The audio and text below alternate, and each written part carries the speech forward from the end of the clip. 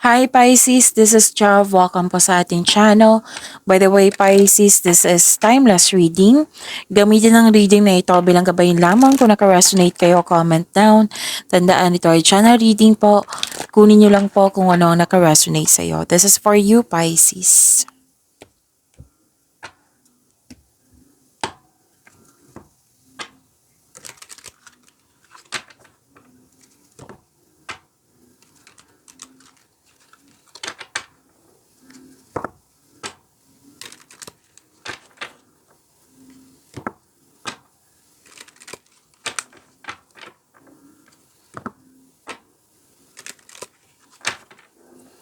Para po ito sa iyo Pisces.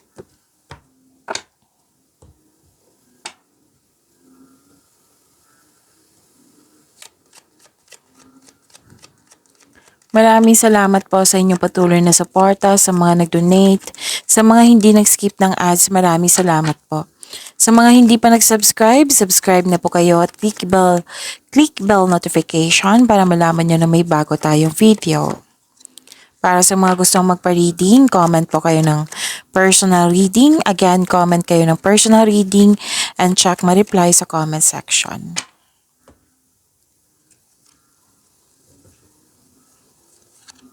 Pisces. Okay. Okay, prosperity is yours. Maraming transaction, cash flow, may parating na malaking pera. Pwede din opportunity to na makapagbigay siya ng malaking pera po. Pwedeng maraming benta, customer, kliyente, project, yan. Claim nyo po, Pisces. You have the power, authority, and protection. May nag-uusap dito tungkol sa big business or sa career and finances. May malaking influence ng isang mother figure, Pisces. Nakikita ko dito, nahihirapan ka. Pwede sa isang tao, sa isang sitwasyon, or sa isang bagay. Nahihirapan ka kasi may guilt, may sacrifice. Pwede nahihirapan ka sa paggawa ng desisyon. So, sana'y ma-overcome niyo po ito, Pisces.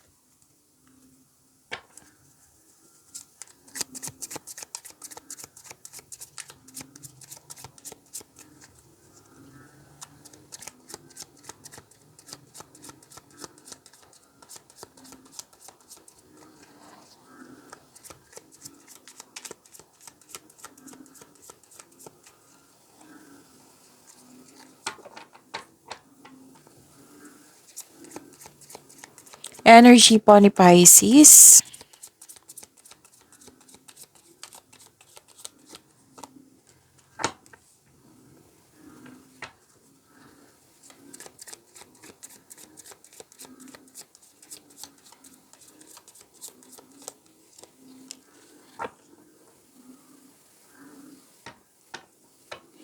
Kung may napansin kayo na repeating message, yan po yung pinupush ng cards nyo po. Like for example, nanood kayo sa inyong monthly gabay tarot reading, weekly gabay tarot reading, first half of the month of September at dito din. At may napansin kayo na repeating message. Yan po yung pinupush ng cards nyo na kailangan yung bigyan ng atensyon, solusyon at aksyon kung maaari po. So, ano yung energy ni Pisces?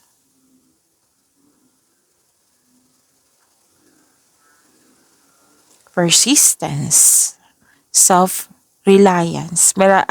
Malapit mo nang maabot yung, what I meant is malapit mo nang matapos yung mga ginagawa mo.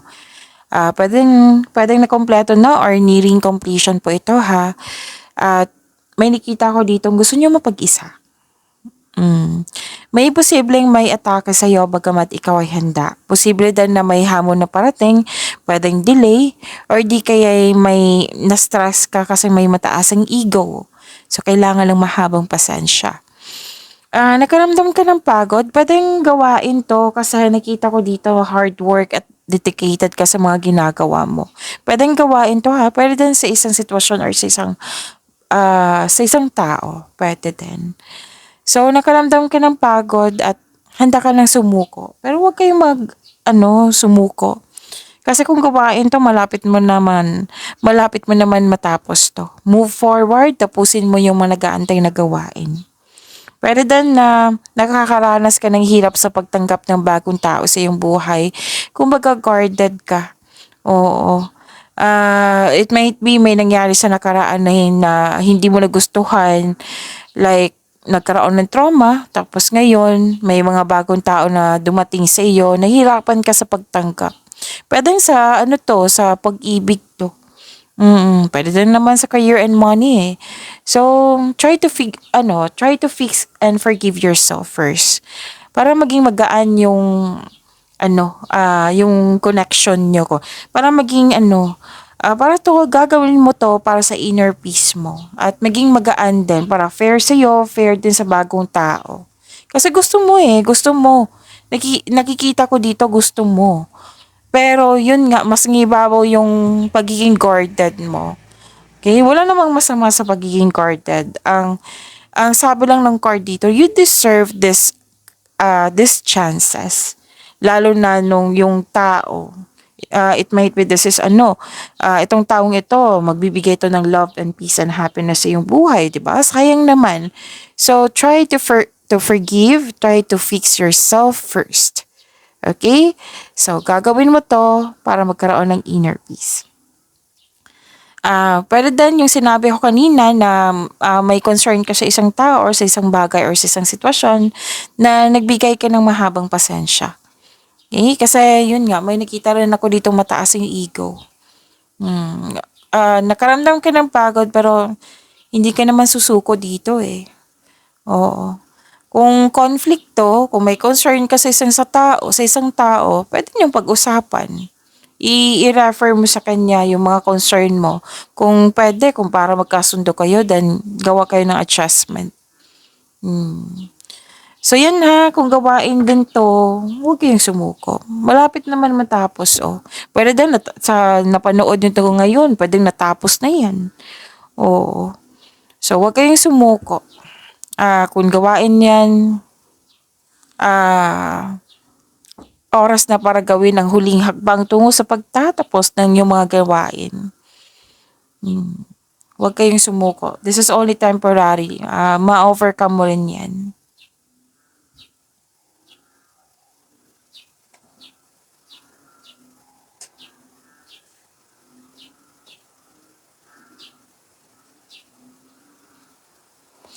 Okay. Yung sabi ko kanina nagkaroon ng hard work and productivity, puro kilos dito eh. Pwedeng literal talaga napagod ka kasi puro kilos. Oo. So, may bagong kasanayan po, kaalaman. And, nakita ko naman dito na gustong-gusto mo yung mga ginagawa mo. It might be naubos lang yung energy mo it might be, pwedeng overspending to sa trabaho, di ba? Overspending meaning to say, pag over, hindi na nakakabuti sa'yo kasi mauubos yung energy mo niyan. Okay, kung pagod ka, then magpahinga muna. Para sa pagbalik mo, re-energize ka na, magiging productive ka na naman. Kung pwede po ha. Nakikita ko naman dito na kasi bagong kasanayan eh. Magugustuhan mo yung mga ginagawa mo. Oo. And nakikita ko naman dito na very curious ka. Very excited ka.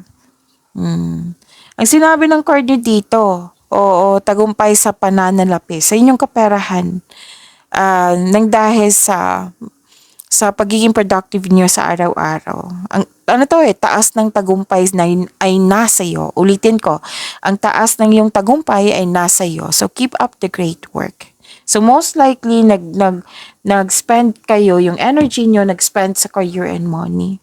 Pwede din sa connection sa isang tao kasi nga may concern ka, di ba?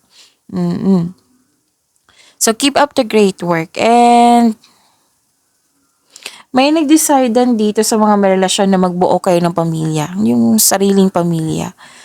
Oo. Tapos naging hard worker kayo dahil nga gusto nyo masecure yung future nyo. And okay, so financial prosperity talaga. Oo, yung hard work mo, at dedikasyon sa trabaho or negosyo for financial prosperity. Kaya nga sinabi ng card kanina, keep up the great work. Cancer, Pisces pala, bakit nasabi ko yung Cancer? Baka may nag-iisip sa inyo na Cancer. Okay, so baka may magalit dyan ha. This reading is for Pisces po. Baka iniisip mo si Cancer or si Cancer ay nag-iisip sa iyo. Okay, saan na tayo? Bagong kasanayan, 'di ba? Pwede ding in-enhance new skills mo para magamit mo pandagdag income. Pwede din may new skill ka o sa gumagawa ka ng passive income. So, sobrang sipag ni Pisces. Sabi ng card dito, what you have been studying or practicing, it will lead you to abundance po. Basta magtiwala sa na magagawa mo to with clear intention. Okay? Again, set an intention na ma-achieve mo ito. Kailangan clear intention.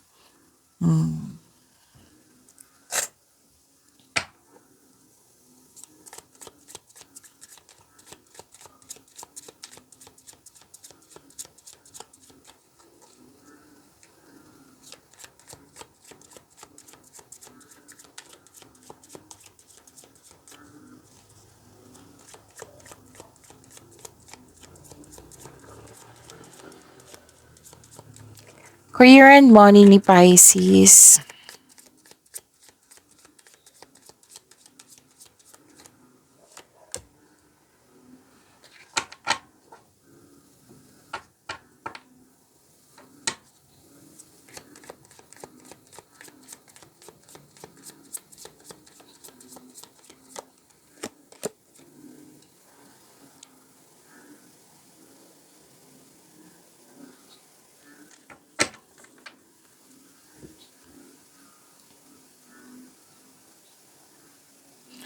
Ang ganda ng pagtatapos dito kasi may marireceive kayo, sabi ng card. Ah, ano to ending with new beginning, completion of cycle. 'Di ba sinabi dito sa energy nyo, nearing completion. At dito, tapos na. Completion of cycle na to So, ending with new beginning. Mawawala na po yung mga blockages na nagkaroon ng loss of connection, loss of things, or loss of opportunity. Basta mawawala po yung blockages or mga hadlang sa pananalapi. May parating na biyaya po na magbibigay daan ng mas maunlad na panahon. Okay? So, claim niyo po itong biyaya na ito. And, ano to kung pagtatapos sa isang mapait na sinapit, nagaganap ang pagbabago po kung ikaw mismo ay tanggap ang mga nangyari sa nakaraan regarding sa loss po, loss of connection, loss of things, or loss of opportunity. So, pagtanggap ito, magaganap yung pagbabago kasi may pagtanggap na, pagsuko. Ito ay lumilika na isang pakiramdam ng kapayapaan at pasasalamat po. So, this is ending with new beginning. Pero then may paulit-ulit na lang na concern na nabigyan na siya ng solusyon. So, natapos na. Okay?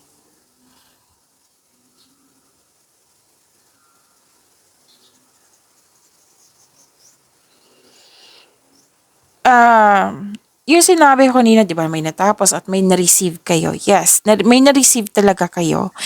May parating na malaking pera, which is sinabi din dito, Pisces. May parating na malaking pera po. Pwedeng unexpected job opportunity or malaking pera. Ang advice ng card dito, habaan ng pasensya. Huwag kang mag-alala, darating din po ito. Marireceive mo Okay? And patuloy mo lang alagaan yung career, yung money mo. Yan ang sabi ng card. So this is abundance and success. Ang sabi ng card, be happy with the results of your action. So this is about growth and expansion.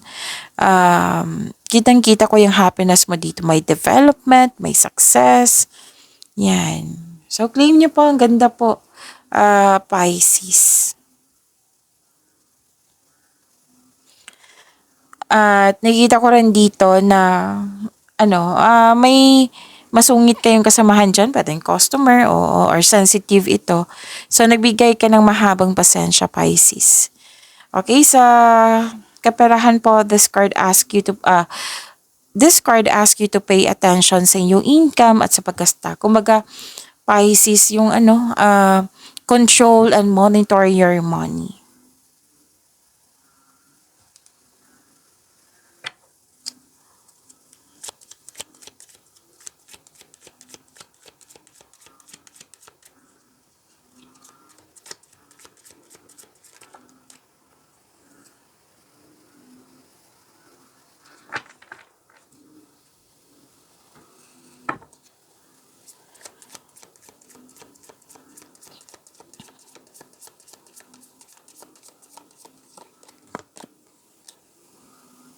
This is about your love life, self-love, partnership, and romance ni Pisces.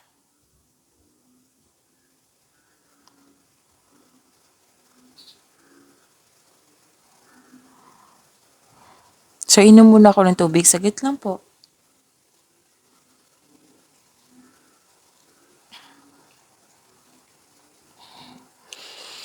Sa mga single po, buhos ang oras mo sa pag-aaral or trabaho.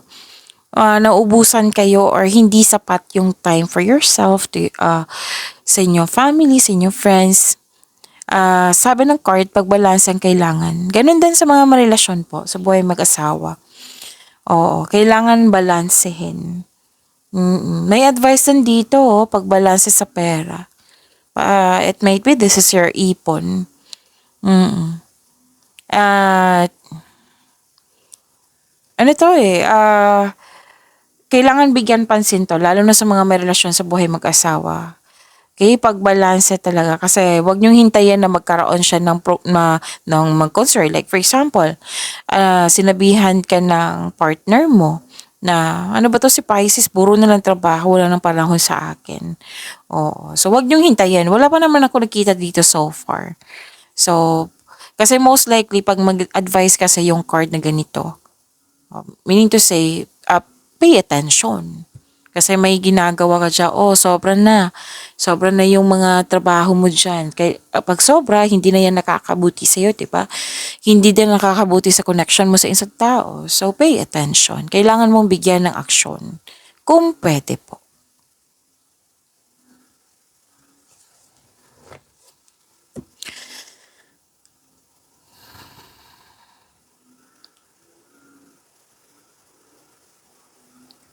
Pwede din may magbigay ng pera sa iyo or regalo. Most likely, pera to Oo, may magbibigay sa'yo ng malaking pera. Pwedeng regalo din. Wow. And sinabi ng card dito, save. Kung pwede, save niyo po. Kasi may sinabi, di ba, you have to control and monitor your money, di ba? So, pay attention. Kasi makaka-receive ka talaga ng malaking pera. Ilang beses na lumabas dito. Pwede may nagbigay sa iyo or pwede din na sweldo mo to or sweldo mo to. Okay, yun nga, may marireceive kayo. Pwede sa kaibigan mo, pamilya mo, or sa partner mo. May celebration din ako nakikita dito. Pwede nga may nagsabi sa akin, promotion. Oo, pwedeng maraming benta. Oo. Nakikita ko dito generosity, nagbibigayan. It might be ikaw to nagbigay or ikaw ang nakatanggap. So may celebration din po ha. Togetherness, bonding. Single ka man, may relasyon sa buhay mag-asawa. Kasi nakikita ko dito, nagkaroon na kayo at the end of the day, magkakaroon na kayo ng time for yourself, to your partner, to your family. Yung nag-spend time ka sa mga tao, nagbigay ng inspiration sa iyo and motivation. May travel din ako nakikita dito, pero plano pa. Pwede din nagawa mo na. Oo. Pero most likely, ano to anong tawag dito? Plano. Or nag-decorate kayo ng bahay.